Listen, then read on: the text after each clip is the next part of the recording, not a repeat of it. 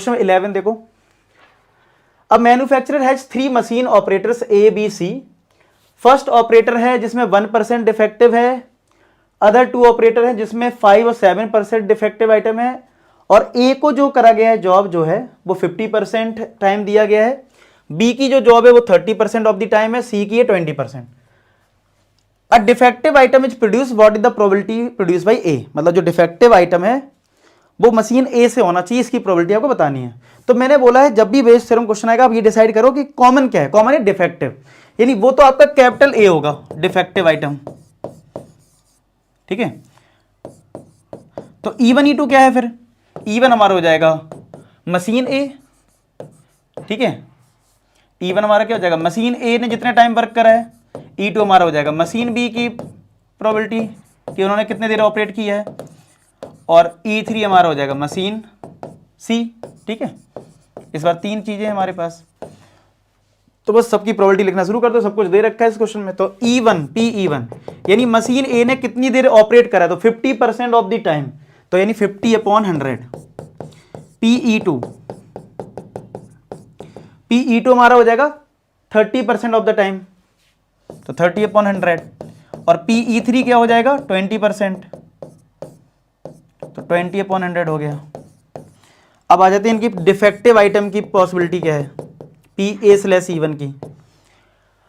तो भाई 1% है पहले वाले मशीन ए का, यानी 1/100, तो PA/E2 ये कितना हो जाएगा 5/100, 5% है, 5/100 आ जाएगा, और PA/E3 कितना हो जाएगा 7% डिफेक्टिव आइटम है, यानी 7/100 हो जाएगा, ठीक है। ये आ गया, तो PE1 आ गया, PE2 आ गया, PE3 आ गया, ठीक है, और फिर PA/E1, फिर PA/E2, फिर PA/E3 आ जाएगा। अब आपको निकालना था प्रोबेबिलिटी जो है वो ए से प्रोड्यूस होनी चाहिए थी, ठीक है। तो यानी आपको निकालना है E1/A निकालना है, तो फॉर्मूला क्या बन जाएगा, PE1 into PA/E1 upon total रहेगा, यानी कि PE1 into PA/E1 plus PE2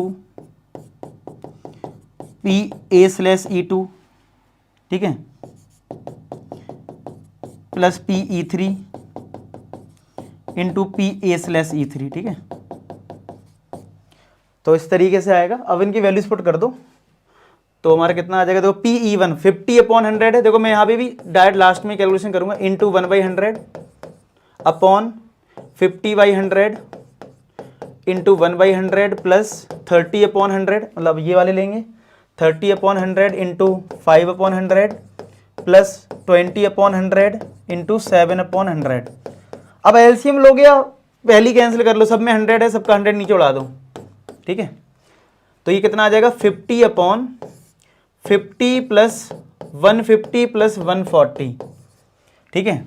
सबको 10 से डिवाइड कर दो, यहाँ भी 0 है, यहाँ भी सब जगह 0 है ना, तो 5/5 प्लस 15 प्लस 14, तो कितना हो गया 5 प्लस 15 प्लस 5 20 प्लस 14 34, तो 5/34 इज आंसर, और यही आंसर दे रखा है। क्लियर है, नोट कर लें इस क्वेश्चन को, उम्मीद करता हूँ समझ में आपको आ गया हो।